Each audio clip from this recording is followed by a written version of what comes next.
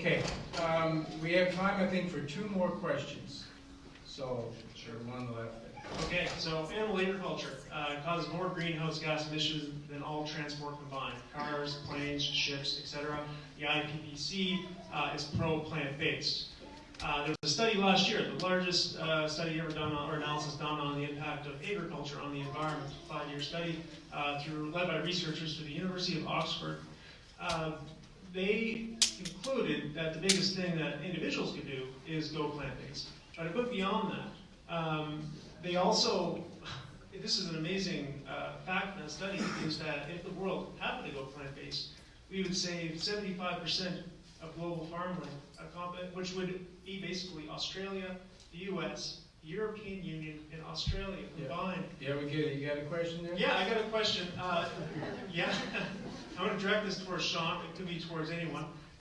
Quick point though. Wildlife today, 86% of mammals are livestock and humans. So we're talking about species extinction. Animal agriculture is the leading cause because it's so inefficient to grow, to feed plants to animals.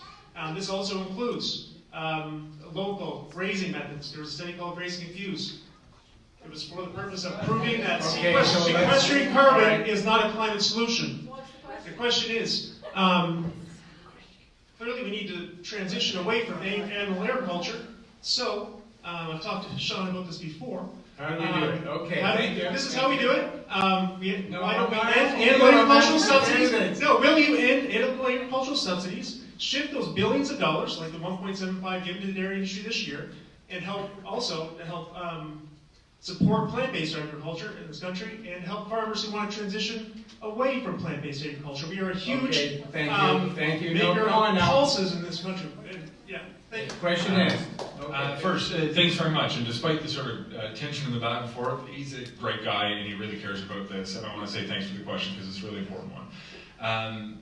When we first met, it was one of the earlier times when I heard about the importance of transitioning to a plant-based diet. And to be honest, I tried for a little while and I did not do very well. I found it really, really difficult. One of the things that I think we need to do is to make the right thing to do, the easier thing to do. Some of the things that we can do are revamping the Canada Food Guide to highlight for Canadians that their health outcomes will be improved if they move towards a diet that's more heavily focused on plants. One of the things we can do is by making investments in the Western Canadian agricultural sector to actually grow plants, like the protein plant-based supercluster that we're putting money towards is going to help not only grow the economy, but help feed the world in a more environmentally friendly way. When it comes to the dairy sector, which is I don't view to be a subsidy, it's an offset for compensation of dollars lost as a result of engagement in international trade. I want to make sure that we're moving forward with an intelligent proposal that's actually going to ensure that we don't have industries that support thousands upon thousands of families collapse overnight. But I think we have to be taking your advice to make investments to encourage plant production and encourage Canadians to change their habits, as hard as it may be.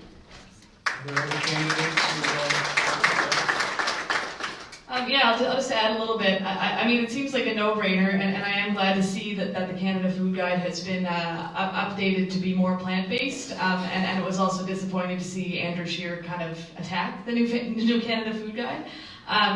Like I said before, we need to make sure that food is affordable, as well as culturally appropriate. So I would say on the one hand, yes, we should be encouraging more plant-based diets through legislation. But we also need to take into account communities that rely on fishing and hunting, and so to respect the cultural traditions of those communities.